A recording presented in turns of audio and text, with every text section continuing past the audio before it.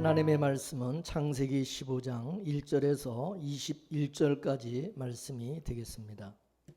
21절까지 말씀을 다 함께 봉독하도록 하겠습니다. 이후에 여호와의 말씀이 이상 중에 아브라함에게 임하여 가라사대, 아브라함아 두려워 말라. 나는 너의 방패여 너의 지극히 큰 상급이니라. 아브라함이 가로되 주 여호와여 무엇을 내게 주시려니까? 나는 무자하오니 나의 상속자는 이 다메섹 엘리에셀이니이다. 아브라함이 또 가로되 주께서 내게 씨를 아니 주셨으니 내 집에서 길려온 자가 나의 후사가 될 것이니이다. 여호와의 말씀이 그에게 임하여 가라사대, 그 사람은 너의 후사가 아니라 내 몸에서 날 자의 후사가 되리라 하시고, 그를 이끌고 밖으로 나가 가라사대, 하늘을 우러러 무뼈를 셀 수 있나 보라. 또 그에게 이르시되 내 자손이 이와 같으리라. 아브라함이 여호와를 믿으니 여호와께서 이를 그의 의로 여기시고, 또 그에게 이르시되 나는 이 땅을 내게 주어 업을 삼게 하려고 너를 갈대아 우르에서 이끌어내는 여호와로라. 그가 가로되 주 여호와여 내가 이 땅으로 업을 삼을 줄을 무엇으로 알리까? 여호와께서 그에게 이르시되 나를 위하여 3년 된 암소와 3년 된 암염소와 3년 된 수양과 산비둘기와 집비둘기 새끼를 취할지니라. 아브라함이 그 모든 것을 취하여 그 중간을 쪼개고 그 쪼갠 것을 마주 대하여 놓고 그 새는 쪼개지 아니하였으며, 솔개가 그 사체 위에 내릴 때에는 아브라함이 쫓았더라. 해질 때에 아브라함이 깊이 잠든 중에 깜깜함이 임함으로 심히 두려워하더니 여호와께서 아브라함에게 이르시되 너는 정령이 할라. 내 자손이 이방에서 객이되어 그를 섬기겠고 그들은 300년 동안 내 자손을 괴롭게 하리니 그 섬기는 나라를 내가 징치할지며 그 후에 내 자손이 큰 재물을 이끌고 나오리라. 너는 장수하다가 평안히 조상에게로 돌아가 장사될 것이요 내 자손은 4대 만에 이 땅으로 돌아오리니 이는 아모리 족속의 죄악이 아직 관영치 아니함이니라 하시더니, 해가 져서 어두울 때에 연기나는 풀무가 보이며 타는 햇불이 쪼갠 고기 사이로 지나더라. 그날에 여호와께서 아브라함으로 더불어 언약을 세워 가라사대, 내가 이 땅을 애굽 강에서부터 그 큰 강 유브라데까지 내 자손에게 주노니 곧 겐 족속과 그니스 족속과 감몬 족속과 헷 족속과 브리스 족속과 르바 족속과 아모리 족속과 가난 족속과 기르가스 족속과 여부스 족속의 땅이니라 하셨더라. 아멘. 기도하겠습니다. 하나님 아버지, 오늘도 우리에게 하나님의 말씀을 들을 수 있는 은혜를 주셔서 감사합니다. 주여 우리의 마음과 귀를 열어주시고 성령의 감동 감화하셔서 하나님의 귀한 그 말씀, 생명의 말씀이 또 우리의 신비에 새겨지고 깊이 깨달아지고 우리 각자 하나님의 삶 속의 심령에 적용될 수 있도록 은혜 내려 주옵소서. 그리하여 그 말씀이 우리에게 영의 양식이 되고 힘이 되어서 오늘 이 시대를 우리가 살아갈 때 하나님 믿음으로 넉넉히 이기고도 남을 수 있는 저들 다 되게 하여 주시옵소서. 이 시간에도 하나님 부족한 종을 붙들어 주시기를 원하며 성령 안에서 우리가 서로 하나님 모든 성도들과 소통하며 또 하나님의 크신 은혜와 비밀을 아버지 함께 나누는 복된 시간 되도록 역사하여 주시옵소서. 예수님의 이름으로 기도 올리옵나이다. 아멘. 할렐루야. 지난 시간에 아브라함의 전리품과 11조에 대해서 말씀을 드렸습니다. 11조는 물질적 10분의 1의 개념이 아니라고 말씀을 드렸어요. 구약의 율법에서는 물질의 11조를 드렸지만은 신약에서는 우리 자체가 11조라고 했습니다.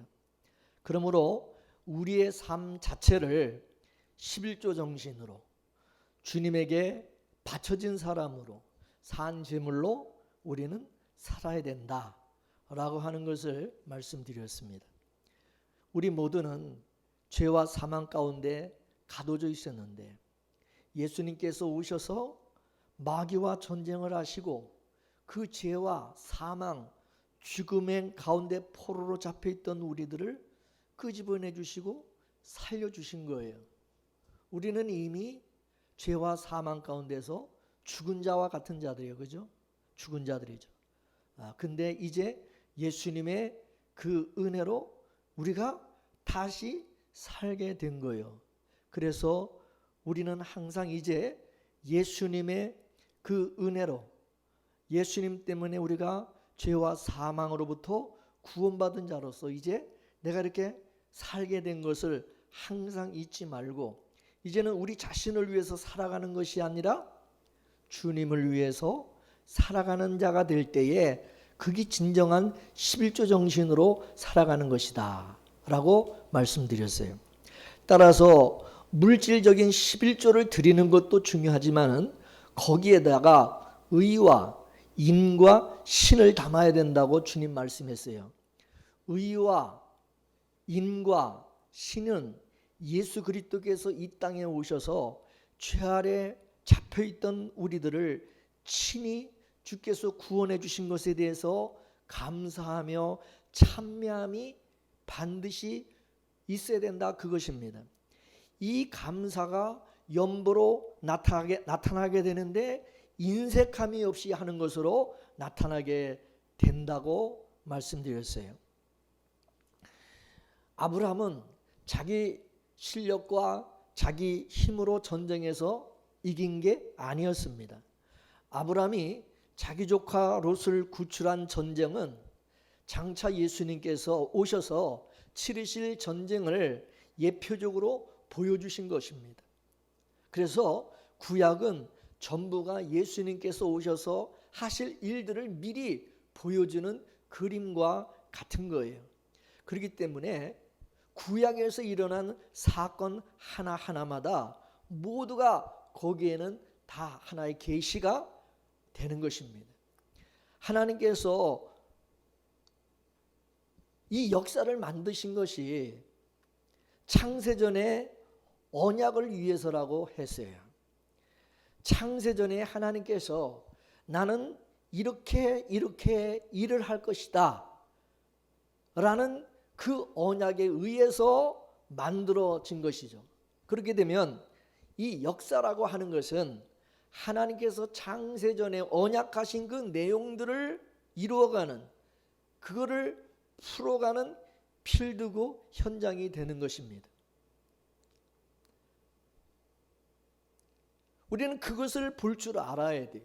이 역사 속에서, 우리의 삶 속에서 하나님께서 창세전의 언약을 어떻게 이루어가고 계신가 라고 하는 것을 볼 줄 아는 영의 눈이 열려져야 될 줄로 믿습니다.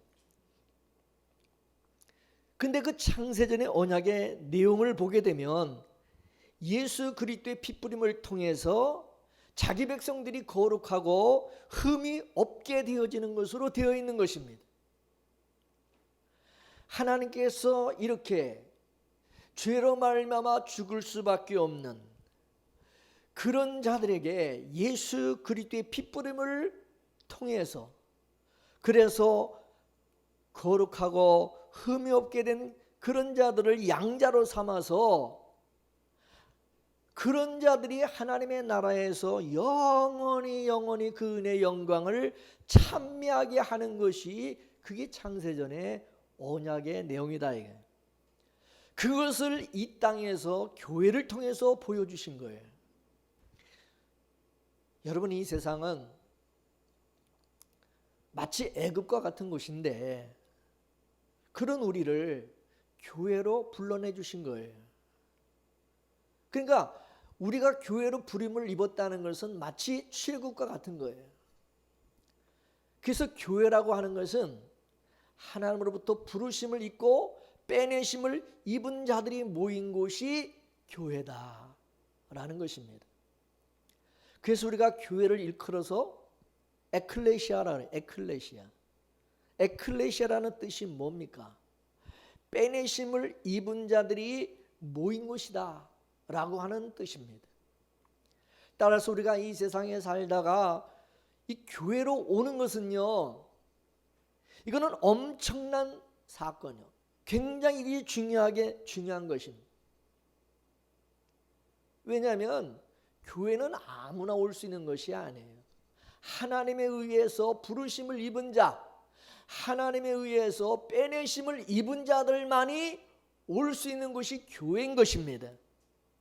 영적인 의미에서 하나님으로부터 창세전의 선택을 입은 자들만이 교회로 올 수가 있는 거예요. 내 발로 무슨 걸어온 것처럼 내가 그냥 나오고 싶어 나온 것처럼 생각하면 안 되는 거예요. 우리가 교회를 나오는 것은 굉장히 중요한 의미가 있는 거예요.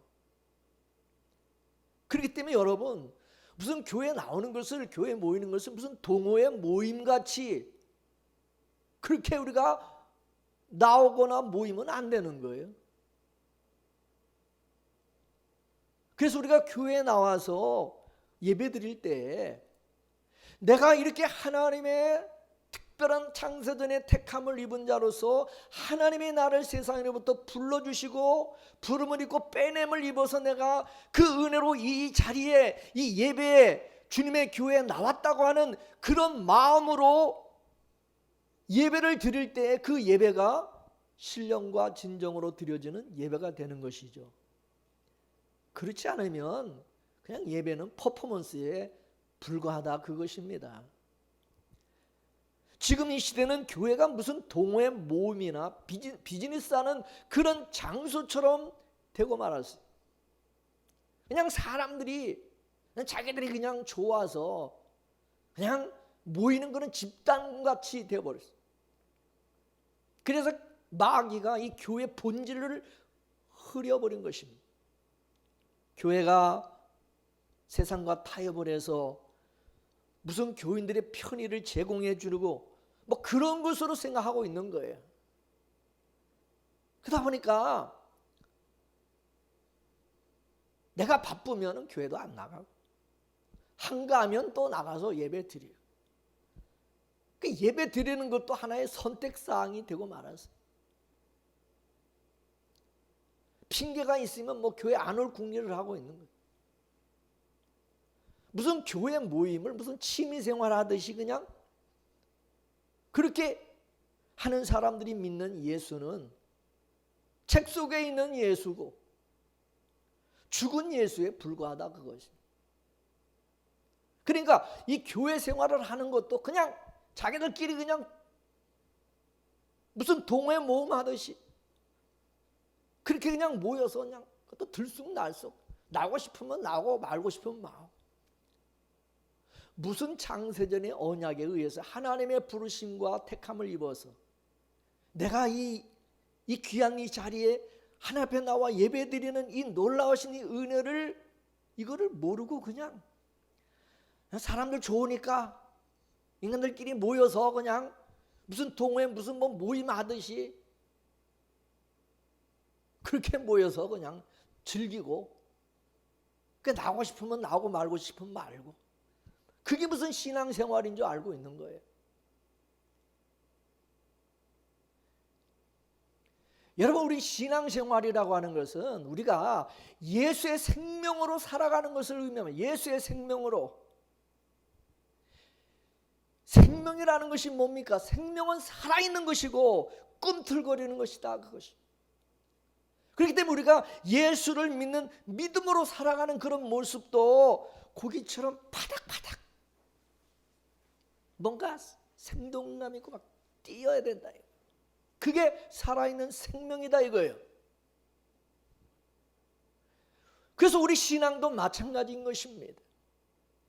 하나님의 그 풍성한 은혜를 더 많이 알아가고 더 깊이 알아가고 더 넓게 알아가면서 우리는 자꾸 그 은혜에 압도당하여 그러면서 우리 삶 자체가 정말 기쁨과 감사가 넘치는 생동감 있는 그런 신앙 생활이 되어야 된다, 그것입니다. 믿습니까? 그렇기 때문에 여러분, 제발 신앙을 이원화시키지 말라 이거예요. 교회와 가정, 교회와 직장, 이것을 이원화시키지 말라 이거예요. 교회에서는 예수 믿는 척하고 교회 바깥에 나가서는 세상 사람들과 똑같은 모습으로 살아가는, 그게 아니라 교회 안에서나 세상에서나 똑같아야 돼. 동일해야 된다 이거죠. 우리 신자는 어디에서 산다 할지라도 우리는 항상 하나님의 은혜로 또 하나님 앞에서 우리는 살아가야 된다, 그것입니다. 그 사도 바울이 그렇게 말했습니다.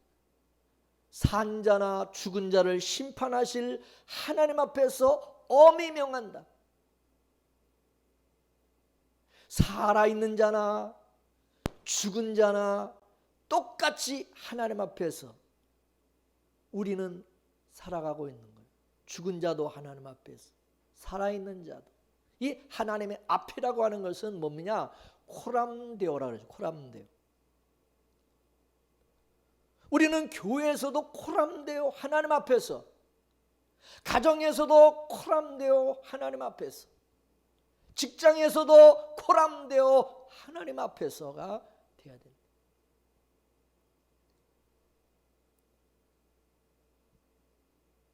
여러분 한번 생각해 보십시오. 우리는 죄와 사망 가운데 포로로 잡혀 있었던 자들이었습니다. 꼼짝 못하고 우리 힘으로는 도저히 거기서 우리는 헤어나올 수 없는, 풀려날 수 없는 그런 존재와 같은 자들, 아무 힘도 없어. 그런 우리를 예수님이 오셔서 구출해 주신 거예요. 이제 우리를 죄의 나라에서 의의 나라로, 죄에 속한 백성이 아니라 의에 속한 백성으로 하나님이 우리를, 예수님이 우리를 만들어 주셨어요.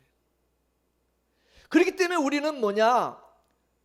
우리는 세상 사람들처럼 땅의 기운으로 살아가는 자들이 아니라 우리는 이제는 의의 나라에 속한 의의 백성으로 하늘의 기운으로 살아가는 그런 자로 하나님께서 우리를 옮겨주신 거예요. 옮겨주셨어요.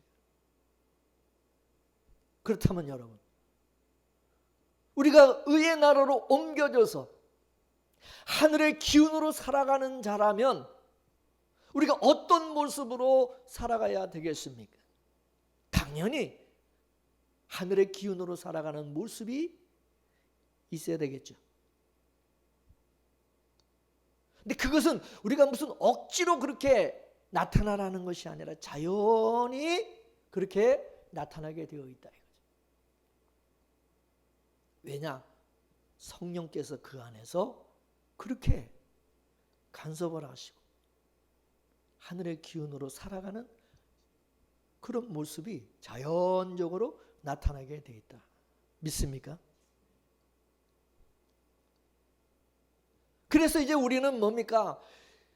죄 포로로 잡혀 있다가 이제로는 하나님의 아들의 나라로 옮겨졌어요. 아들의 나라로. 내가 하나님의 아들의 나라로 옮겨진 하나님의 백성이라는 증거로 성령이 우리 안에 오신 거예요.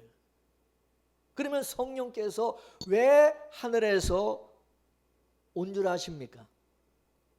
왜 하늘에서 오셨어요? 우리를 이 땅이 아니라 저 하늘로 우리를 이끌기 위함이다 이것이죠. 땅의 기운으로 살아가는 것이 아니라 하늘의 기운으로 살아가게 하시려고 성령께서 우리 안에 오셨다 그것입니다. 그래서 그 성령께서 하늘의 기운을, 하늘의 능력을, 하늘의 은사를, 하늘의 신령한 복을 우리에게 몰고 온 거예요. 하늘의 생명을 우리에게 심어주신 거예요. 근데 이 하늘의 생명의 특징이 뭐냐? 하늘을 지향하게 돼 있다 이거죠. 그의 나라와 의를 구하게 돼 있다. 우리의 생명이 하늘을 지향할 때 하늘의 생명을 받았구나 라고 하는 것을 알 수가 있는 거죠. 그러니까 여러분 자신을 한번 점검해 보세요. 내가 하늘을 지향하는 자가 되었다면 여러분 하늘의 생명을 받은 거예요. 근데 그런 것이 없이 여전히 이 세상을 지향하고 땅의 것을 지향하며 살아가고 있다면 그건 아니에요. 그건 아니에요.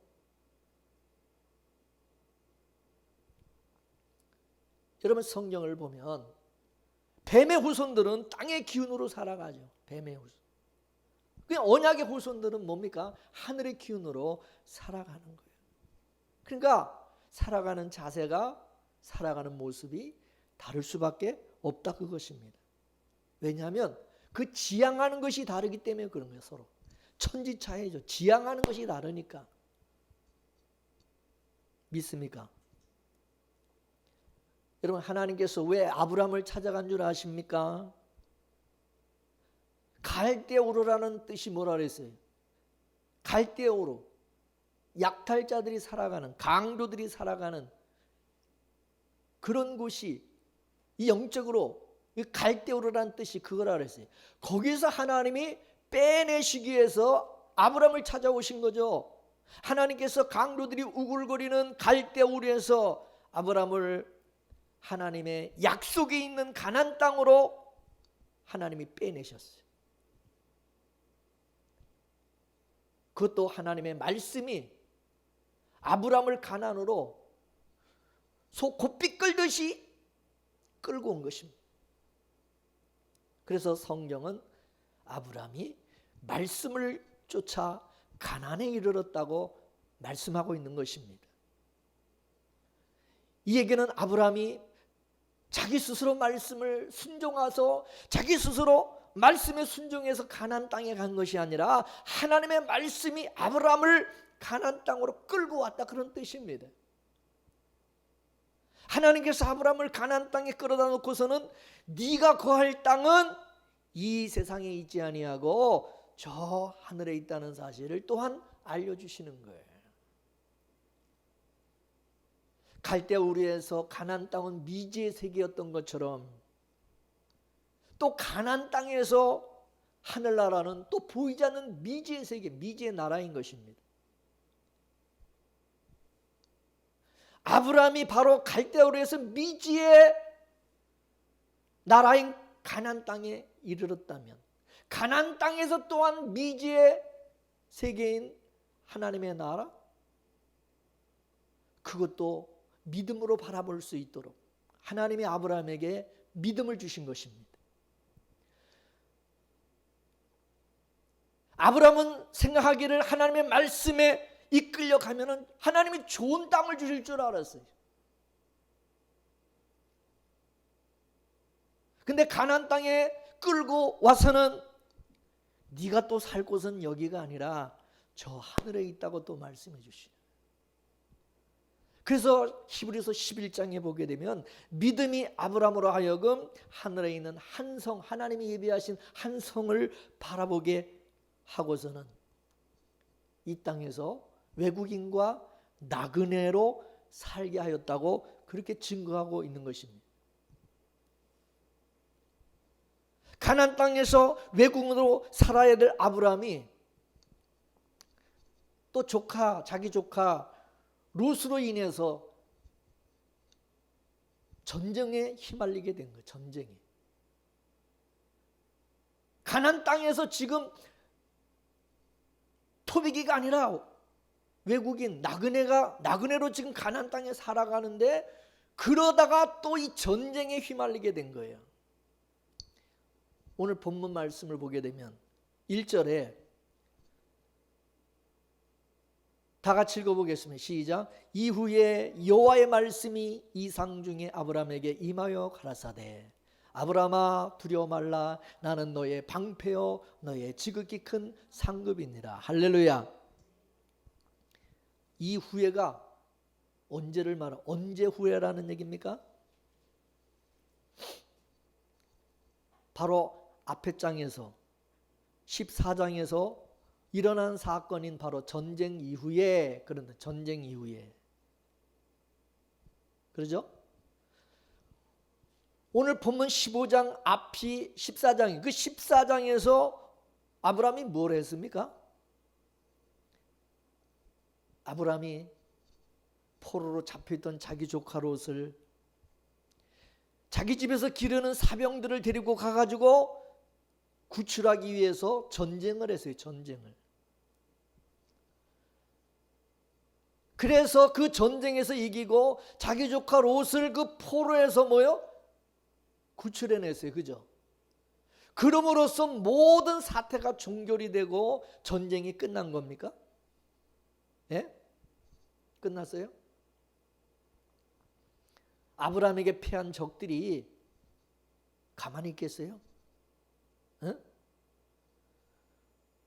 아브라함이 그 연합군들을 다 무찌르고 이겼지만은 다 진멸한 건 아니잖아요. 그 자식들 뭐 그 가족까지 그 나라 그 족속을 다 진멸한 게 아니기 때문에 그 사람들이 아브라함에게 졌어요. 죽었어요. 그러면은 가만히 있겠어요? 에? 복수할까요? 안 할까요? 이거는 여러분 아브라함이 잘못 건드린 거야. 벌집을 쑤셔 놓은 거야. 벌집을. 그들은 항상 복수의 칼을 갈면서 아브라함을 호시탐탐 노리면서 복수할 기회를 찾겠죠. 그래 안 그래? 아브라함은 그것을 알았어요. 아, 잘못 건드렸다. 자기는 가나안 땅에 가나안 족속들이 다 자기 편도 아니잖아. 자기 같은 무슨 뭐 고향 사람들이나 같은 뭐 자기 같은 족속들이 아니야. 자기는 지금 거기 지금 외국인처럼 나그네처럼 와서 그냥 그죠? 거기 좀 와서 사는 사람인데 이거는 연합군들 그 연합군과 그 족속들을 가서 그냥 건드렸으니 얼마나 이제 그 후환이 두렵겠냐 이거. 이해가 되시죠? 그 당시 전쟁이라고 하는 것은 사람 숫자로 하는 거예요. 사람 숫자로. 숫자가 많은 쪽이 유리한 거예요. 근데 아브라함은 고작 자기 집에서 기른 사병 318명 318명이 그게 전부요.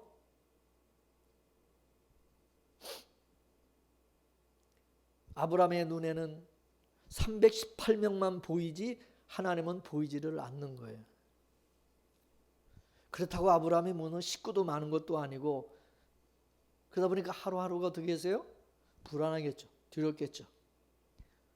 차라리 적국과 전쟁을 안 했으면 문제를 일으키지 않았을 때 이 문제를 일으키고 만 거 문제가 된 거죠. 근데 전쟁을 이제 하고 나니까 전쟁이 거기서 끝난 게 아니라 이제 완전히 또 전쟁 모드로 이게 들어가게 된 거예요. 비록 아브라함이 하나님의 도움으로 전쟁에서 이겼다 하지만은 그걸로 모든 전쟁이 완벽하게 다 끝난 것이 아니었다 이것입니다. 근데 그 사정을 하나님이 잘 알고 계시죠. 그래서 두려워하고 있는 아브라함에게 하나님이 찾아오셔서 무슨 말씀을 하시죠? 뭐요? 아브라함아 두려워하지 말라. 두려워하지 말라. 내가 네가 지금 두려워하고 있는 거 다 안다. 뭐를 두려워하고 있는지 내가 다 알고 있다. 그러면서 하시는 말씀이 아주 의미심장한 말씀을 하시죠. 1절을 다시 보게 되면 따라하세요. 두려워 말라. 나는 너의 방패요. 너의 지극히 큰 상급이니라. 할렐루야. 하나님께서 두려워하는 아브라함에게 나타나셔서 내가 너의 방패다. 여러분 방패가 뭐 하는 거죠? 전쟁에서 적군의 무기로부터 나를 막아주는 거죠. 그죠? 그게 방패죠. 이 말을 역설적으로 이해하게 되면은 아브라함이 앞으로 살아가면서 무수한 전쟁을 하게 되고 무수한 적으로부터 공격을 받게 될 텐데, 그때에 내가 너를 친히 그 수많은 원수의 칼과 창을 막아주는 방패가 되어주겠다, 내가 너를 지켜주겠다, 그 약속이죠. 할렐루야. 실제로 하나님께서 아브라함을 그렇게 약속대로 지켜주셨어, 안 했어요? 약속대로 했어요, 안 했어요? 하셨죠. 그 약을. 이것이 신약으로 넘어오게 되면은, 신약에서는 뭡니까? 영적 전쟁으로는 다 육적인 전쟁인지 영적 전쟁으로 바뀌죠. 마귀는 우는 사자처럼 쉼없이 우리를 참소합니다. 사방으로 우리를 우겨싸고, 그죠? 우겨싸움을 당하고, 우리를 참수하고 우리를 넘어뜨리려고 하죠. 우리를 공격하죠. 그러면 예수님께서 자기 의로 방패가 되어주셔서 그 마귀의 정죄와 참소로부터 막아주시는 거예요. 따라서 성령이 우리 안에서 예수 그리스도의 피로 사탄의 참소로부터 우리를 막아주셨기 때문에 오늘 우리가 여기까지 살아올 수가 있었고, 하나님이 우리를 지켜주셨기 때문에, 방패가 예수님이 되어주셨기 때문에 우리가 넘어지면서도 또 다시 일어나게 되고, 다시 하나님이 이렇게 세우시고, 그래서 여기까지 오게 된 것이다 라고 하는 것을 성령께서 깨닫게 하시는 거예요. 믿습니까? 여러분, 우리 자신들을 한번 돌아보세요. 우리가 여기까지 오면서 순탄하게 왔나요? 아니잖아요. 다 사연이 있잖아요. 우리는 수없이 넘어지고 타락하고 하나님을 떠나는 삶을 살아왔고 마귀의 참소를 수없이 받았어요. 그런데 지금 우리가 여기에 있는 것은 우리의 실력이 아니라 예수님께서 자기 피로 우리를 지켜주시고 계시기 때문이라는 거죠. 어제도 지켜주셨고 지금도 지키고 계시고 앞으로도 내일도 예수님께서 친히 방패가 되어주시고 막아주시는 것입니다. 그것을 믿으십니까? 믿으십니까? 마귀는 날마다 우는 사자처럼 우리를 삼키려고 하고 우리를 참수합니다. 마귀는 마치 검사와 같습니다. 검사는 사람들의 죄를 올가매서 감옥에 집어넣는 일을 하는 사람이 검사죠. 이게 마귀가 하는 일입니다. 마귀가 우리를 지옥에 넣으려고 우리를 참수하는데, 무엇을 근거로 해서 우리를 참수합니까? 하나님의 율법, 하나님의 법, 말씀을 통해서 우리를 정죄하죠. 그 말씀을 가지고 우리를 참수합니다. 그러면 하나님께서는 법정에서 재판장과 같이 계시죠. 그리고 그 옆에, 우리 옆에 누가 계십니까? 예수님께서 변호사로 서 계시고 저쪽에는 마귀가 검사로 서 있는 거예요. 마귀는 하나님의 말씀과 율법을 들고 와서 우리를 참수하는 것입니다.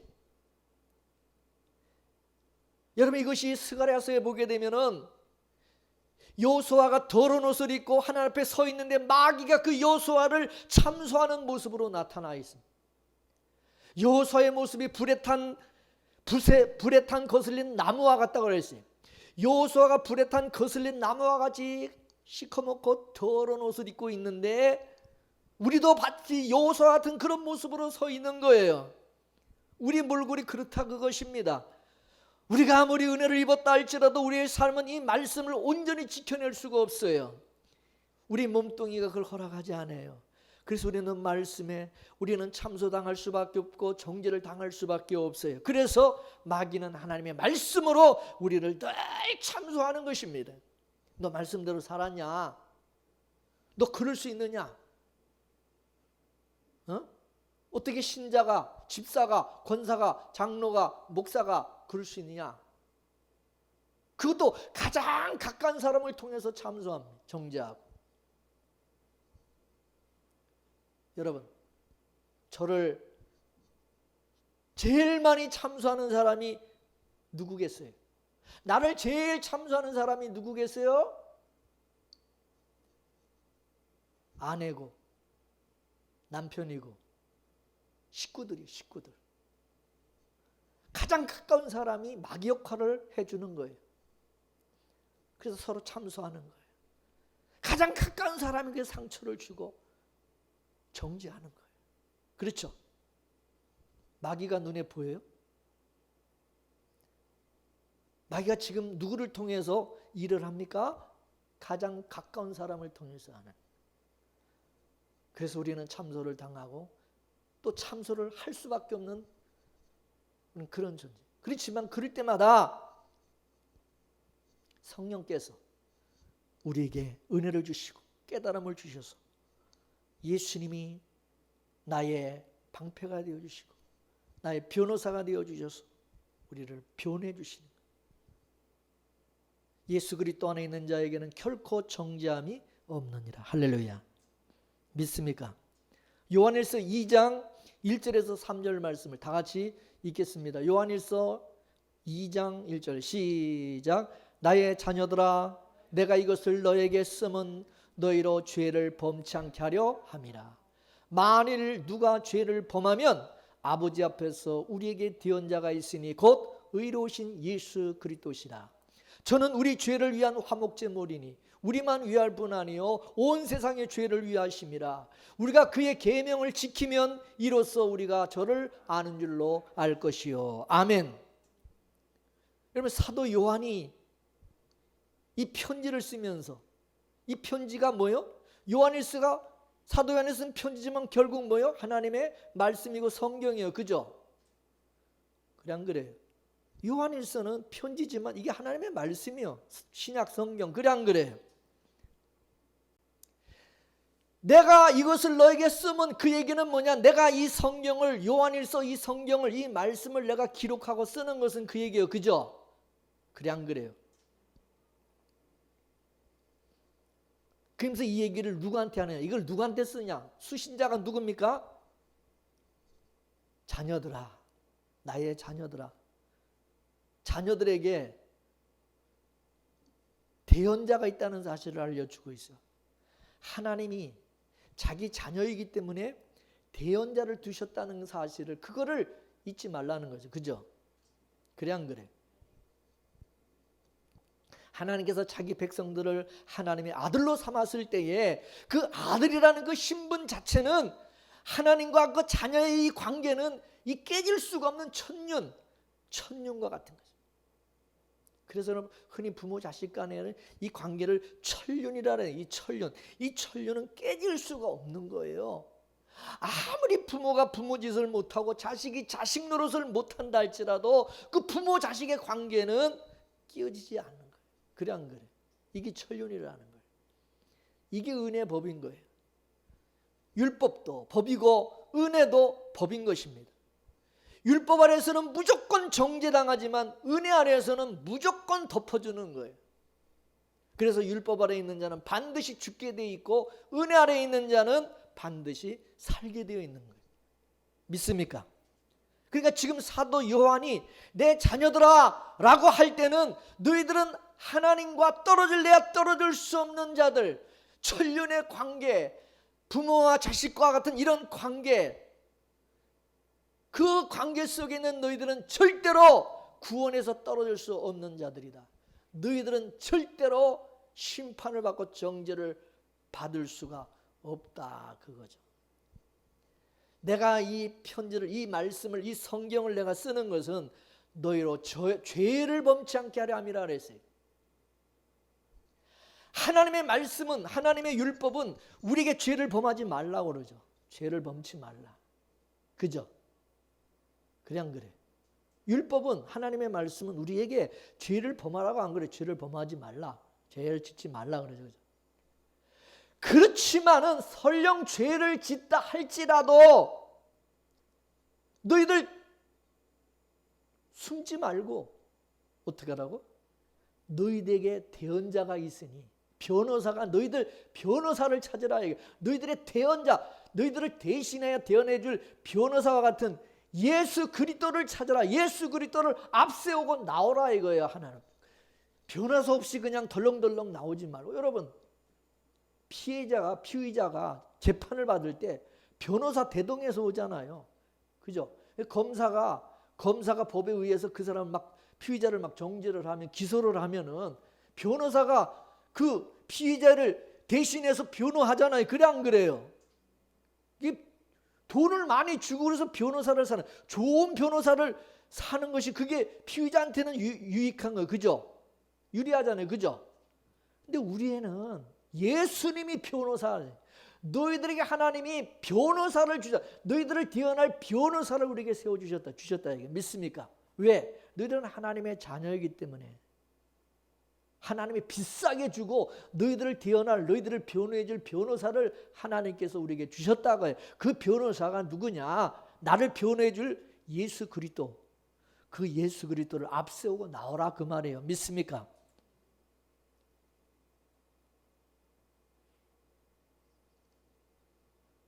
그러면 예수님이 누구 앞에서 대언합니까?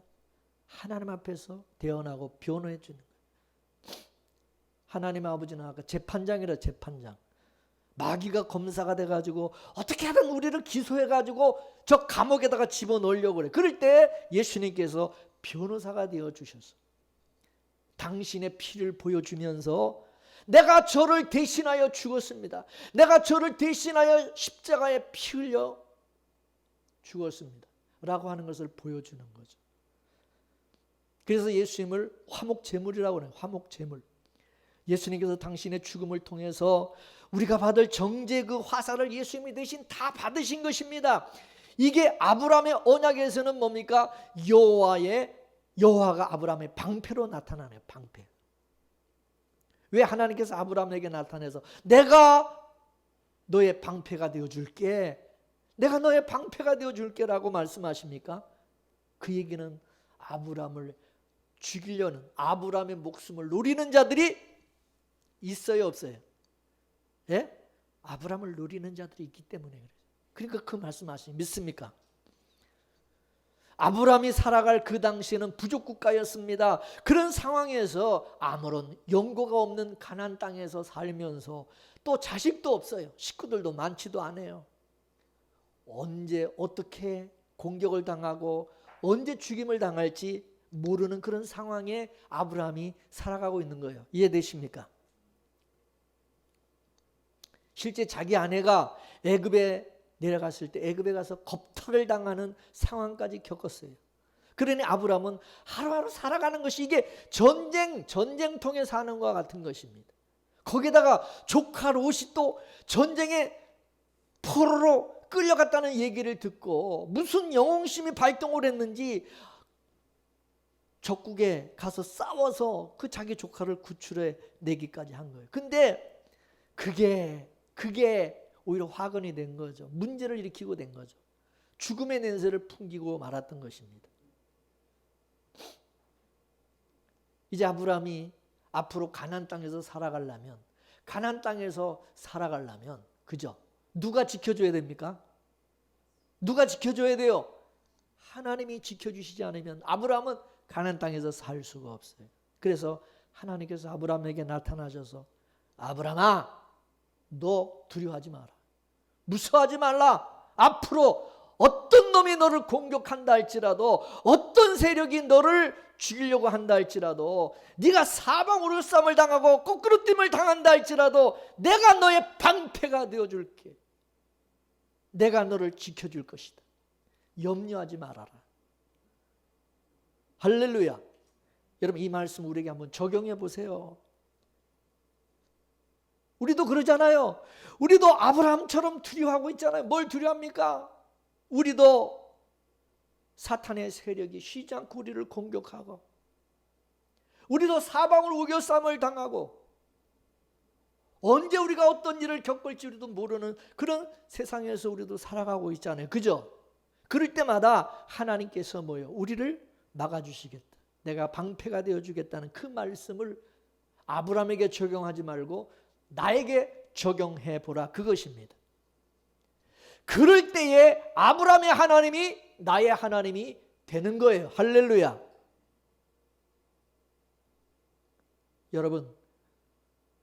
여러분은 아브라함과 같이 하나님의 언약 안에 있는, 하나님의 창세전에 그 언약 안에 있는, 그래서 그 언약으로 말미암아 구원받은 하나님의 백성이고 자녀인 것을 확실히 믿으십니까? 우리가 그 하나님의 언약을 품게 되면 그 순간 우리는 마귀와 적이 되는 거예요. 마귀의 우리는 공격의 대상, 표적이 되는 것입니다. 우리가 이제 하나님의 아들의 나라로 딱 옮겨지는 순간 우리는 이제 저쪽하고 뭐가 됩니까? 적이 되는 거예요. 이해가 되십니까? 거기 있을 때는 적이 아니지. 이쪽으로 딱 옮겨지고 나서부터 소속이 바뀌어지고부터는 이젠 적이야. 이해가 되시죠? 마리아가 예수님을 낳고 나서 사가랴를 찾아가죠. 그때 사가랴가 하는 얘기가 뭡니까? 이 아이는 많은 사람들의 흥함과 폐함을 위한 하나의 표적이 될 것이다 라고 말해주면서 하는 얘기가, 마리아야, 네 마음이 칼이 너를 찌르듯이 아플 것이다 라고 말합니다. 이 말은 마리아가 예수님을 품었기 때문에, 마리아가 예수님을 잉태했기 때문에, 마리아가 예수님의 이제 어머니가 되었기 때문에 많은 아픔을 당하게 될 것이라는 거죠. 예수님 때문에. 우리도 마찬가지입니다. 우리가 예수님을 품었기 때문에, 우리가 예수를 믿기 때문에, 우리가 그 아들의 나라로 옮겨졌기 때문에 우리는 수많은 우리는 공격을 받게 되어지고, 비방이 쏟아지게 되어지고, 핍박을 받게 되어지고, 미움을 받게 되어지고, 이런 아픔들을 우리가 어떻게 이겨낼 수 있습니까? 우리 못 이겨낸다 이거예요. 우리는 그런 어려움과 핍박과 고난과 공격을 당할 때 우리는 진짜 도망가고 싶죠. 예수고 뭐고 믿음이고 뭐고 다 버리고 그냥 살고 싶어요. 그죠? 저도 목회하지만 목회를 그만두고 싶을 때가 있어요. 그냥 가장 좋은 것이 신자로 조용하게 사는 거예요. 그냥 편하게 살았으면 좋겠는데 그게 안 된단 말이죠. 왜냐? 하나님께서 야곱아, 너는 내 것이, 내가 너를 지명하여 불렀고 내가 너를 불렀다. 내가 너를 지명하여 불렀나니 불 가운데로 지날지라도 불꽃이 너를 사르지 못할 것이고 물 가운데 지날지라도 물결이 너를 엄물지 못할 것이다 라고 말씀했어요. 이 얘기는 뭡니까? 우리가 이제 예수를 믿기 때문에, 우리는 이제 예수님에게 속한 아들의 나라에 속한 자가 되었기 때문에 때로는 불 가운데로 지나갈 때가 있고 물 가운데로 지나갈 때가 있다.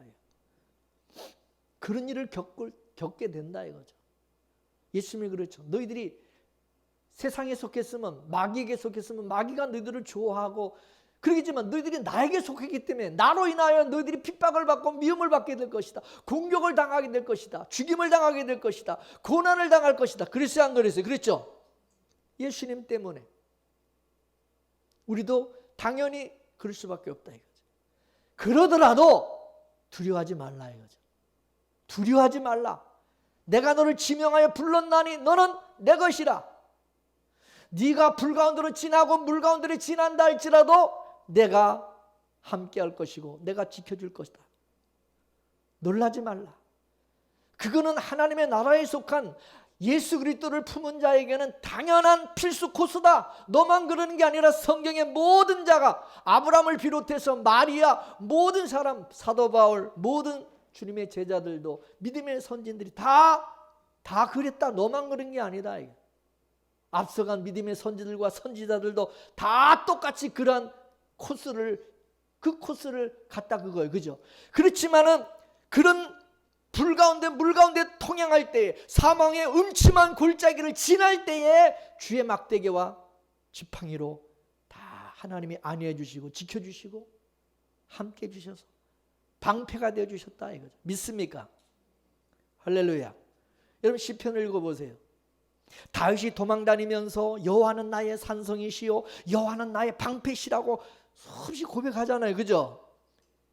여러분, 여호와는 나의 방패시요 산성이라는 말은 진짜 전쟁 상황에서 실제로 쫓겨봐야, 그걸 겪어봐야 그 실감할 수 있는 거예요. 실제로 정말 나도 그런 상황에 맞닥뜨려 가지고 사방으로 내가 공격을 당하고 사방으로 우겨쌈을 당하고 정말 사방으로 진을 치고 나를 예수 믿는 나를 하나님에게 택함 받은 나를 공격하는 수많은 사단의 그 참소, 핍박, 고난, 이거를 진짜 겪어봐야, 그런 상황에 내가 놓여봐야 다윗과 같이 여호와는 나의 산성이요 여호와는 나의 방패시라는 그 고백이 실제로 나의 고백이 되는 거예요. 믿습니까? 오늘 본문 1절을 보겠습니다. 다시 한번 1절 말씀 시작. 이후에 여호와의 말씀이 이상 중에 아브라함에게 임하여 가라사대 아브라함아 두려워 말라 나는 너의 방패요 너의 지극히 큰 상급이니라. 할렐루야.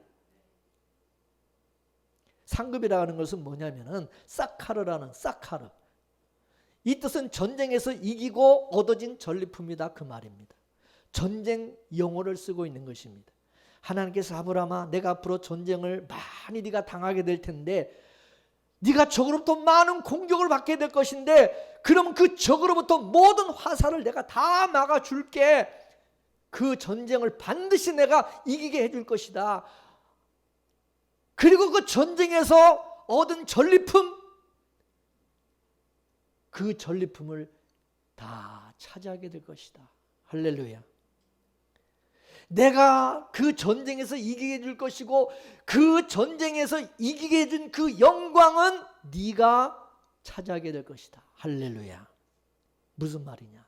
하나님께서 이긴 그 전쟁의 혜택을 누가 입는다는 것입니까?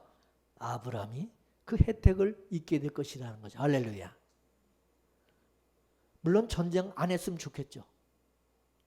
그러나 여러분 그 전쟁을 통해서 또 얻어지는 혜택이 많다 이거 그죠?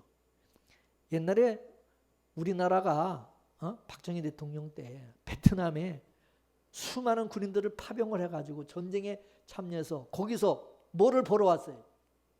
예? 외화를 보러 왔어요. 전쟁으로. 그죠? 베트남의 전쟁을 통해서 우리나라가 거기서 많은 외화를 얻게 된 거예요. 일본이라는 나라가 한국 전쟁을 통해서 수많은 저 일본이 혜택을 입었어요. 그죠? 전쟁을 통해서 이 또 얻어지는 것이 있어요. 여러분, 코로나로 해서 다 죽는 게 아니야. 코로나로 인해서 혜택을 입는 데가 있어요. 그래 안 그래요? 남들은 다 죽겠다 그러지만은 그것으로 해서 오히려 많은 이익을 얻는 데가 있어요, 없어요? 있어요. 그걸 알아야 돼요.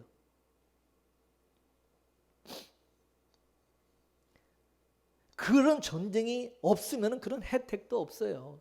그러니까 우리에게 고난이 없으면 뭐도 없어요? 고난이 없으면 영광도 없는 거예요. 면류관도 없다 뭐 그렇게 얘기하잖아요. 열매, 이 전쟁은 하나님께서 하시고 열매는 뭐요? 우리가 먹는다 이것입니다. 그거를 상급이라는 거예요. 상급, 그걸 상급이라는 거예요. 이걸 육에 속한 사람들은 무슨 상급론을 말하면서 뭐 면류관을 얘기하죠. 그래서 교인들에게 상급 많이 받으려면 교회 충성해야 된다라고 가르치고, 그죠? 순교하고 뭐 희생해야 된다. 그래서 성경에 나와 있는 면류관을 얘기를 하면서 뭐 생명의 면류관, 영광의 면류관이니 면류관을 10개를 쓴다는 등 뭐 5개를 쓴다는 등 그러고 있는데, 그래서 흔히들 하는 얘기가 교회 충성 봉사 많이 하면 천국에서 많은 상을 받고 면류관을 받는다 그러죠. 여기에 미혹을 당한 교인들은 천국에서 그 상을 받으려고 면류관을 받으려고 죽을 듯 살 듯 하는 거죠. 그죠? 죽을 듯 말 듯. 그래 안 그래? 여러분, 상급을 받기 위해서 충성 봉사하는 것이면 그거는 뭐요? 뇌물 바치는 거죠. 하나님은 뇌물을 안 받으세요. 충성 봉사에서 상급을 받겠다 하면 그 지금 사기당하고 있는 거예요, 여러분. 충성 봉사는 면류관을 받기 위해서 상 받기 위해서 하는 것이 아니라 뭐요? 구원의 은혜에 감사해서 나오는 거예요. 믿습니까? 그 은혜가 너무너무 고맙고 감사해서 내 안에서 헌신이 나오고 내 안에서 충성과 봉사가 나오는 것이지, 그걸 내가 함으로 말미암아 무슨 대가를 내가 받아내고자 어떤 상을 받아내고자 하는 게 아니다 그 말입니다. 이해가 되십니까? 지금 하나님께서 아브라함에게 찾아오셔서 전쟁 용어를 쓰면서 아브라함의 복 얘기를 하십니다. 내가 너를 지켜줄게. 내가 너의 방패가 되어주고 너의 상급이 되어주겠다고 하십니다. 여호와께서 아브라함의 상급이 된다는 것은 여호와께서 하시는 그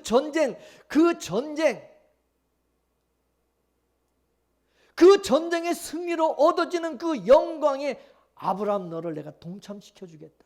그 영광에 내가 너를 참여케 해주겠다. 그걸 말씀하시는. 여러분 달란트 비유를 보시면 주인이 자기 소유를 종들에게 다 각각 맡기고 멀리 떠났다고 그랬어요. 그러면 그 종들이 주인이 준 것을 가지고 열심히 장사를 해서 이윤을 남기죠. 그러면 주인이 돌아와서 하는 얘기가 착하고 충성된 종아 내 즐거움에 참여하라고 그래요. 내 즐거움에 참여하라고 그럽니다. 왜 그 주인의 즐거움에 왜 참여를 시키는 것입니까? 주인의 것으로 장사했기 때문에 주인과 함께 그 즐거움에 참여할 자격을 주는 거예요. 그러므로 종들이 장사를 해서 임을 남겨도 그게 주인 것이지 그게 자기 것이 아닌 것입니다. 그래서 주인이 종에게 수고했다 그러면서 주인의 그 즐거움에 참여케 하는 것입니다. 그렇게 되면 주인과 종은 뭡니까? 하나가 되는 거예요. 함께 누리는 거예요. 할렐루야. 지금 하나님이 아브라함에 그 얘기하고 있는 것입니다. 하나님께서 아브라함에게 내가 너를 대신해서 전쟁해 줄게. 너는 전리품을 챙겨. 그러는 거예요. 이것을 지금 우리 신앙으로 적용시켜 보면 우리가 교회에 봉사하고 연보하고 충성하는 이것은 다 은사죠. 은사. 에베소서 4장 7절에서 12절까지 말씀을 보겠습니다. 다 같이 읽습니다. 시작. 우리 각 사람에게 그리스도의 선물의 분량대로 은혜를 주셨나니 그러므로 이르기를 그가 위로 올라가실 때에 사로잡힌 자를 사로잡고 사람들에게 선물을 주셨다 하였도다. 올라가셨다 하였은즉 땅 아래 곳으로 내리셨던 것이 아니면 무엇이냐? 내리셨던 그가 곧 모든 하늘 위에 오르신 자니 이는 만물을 충만케 하려 하심이니라. 그가 혹은 사도로 혹은 선지자로 혹은 복음 전하는 자로 혹은 목사와 교사로 주셨으니 이는 성도를 온전케 하며 봉사일을 하게 하며 그리스도의 몸을 세우려 하심이라. 할렐루야. 예수님이 각 사람에게 선물을 주셨다고 하셨는데 그 선물이 뭐요? 사도고 선지자고 복음을 전하는 자와 교사와 목사라 그랬어요. 그죠? 이게 다 뭡니까? 교회 일꾼들이죠. 그죠? 예수님의 교회 일꾼을 세운 것이 뭐라고요? 그리스도의 몸을 세우려 하심이라. 할렐루야. 이게 그리스도께서 우리에게 주신 은사고 선물이에요. 우리는 하나님께서 주신 그 은사로 뭐요? 하나님의 집에서 일을 하고 하나님의 집을 세우는 거예요. 믿습니까? 그럼 왜 은사를 주셨을까요? 에? 왜 이런 은사를 주셔서 왜 하나님의 집에서 일을 하게 하실까요? 일을 즐겁게 하라고. 즐겁게. 여러분 은사로 하면 일이 즐거워요. 그러면 즐겁게 하는 그 종을 보게 되면 어때요? 주인도 좋고 일하는 종도 즐겁고. 할렐루야. 일하는 종이 그냥 하기 싫은 걸 막 억지로 하는 것이 막 아주 그냥 얼굴에 그냥 다 그게 그냥 나타나고 그러면은 그걸 보는 주인 좋아요, 나빠요, 기분이? 즐거움으로 하는 그 종을 보면 주인도 즐겁고 기분 좋고 종도 즐겁고. 할렐루야. 이게 천국인 것입니다. 따라서 하나님의 선물로 주신 은사로 봉사하고 충성하고 나서 나 상급 주세요. 나에게 상급 주세요. 그러면 안 되는 것입니다. 하나님께서 주신 은사로 교회를 섬기고 성도를 섬긴 것 그 자체가 주님의 영광에 동참하는 것입니다. 주님의 그 즐거움에 동참하는 것이라는 얘기입니다. 주인의 그 잔치에 초대받은 그것만으로도 영광인 것이죠. 교회에 오는 것도 이런 마음으로 우리가 나와야 돼요. 주인의 잔치집에 초대받은 그런 심정으로 나와야 돼요. 그래서 교회 올 때 손님으로 나오지 말고 그 주님의 잔치에 내가 거기 참여하는 자로서 즐거운 마음으로 기쁨으로 오세요. 손님으로 오니까 교회 관심도 없는 거예요. 손님이니까 교회 나와서 뭐 사랑이 있네 없네, 오늘 설교를 잘하네 못하네 한번 보자, 그러면서 철새처럼 그냥 왔다리 갔다리 이 교회 저 교회 돌아다니는 거예요. 그러니까 남의 집처럼 관심도 없는 거예요.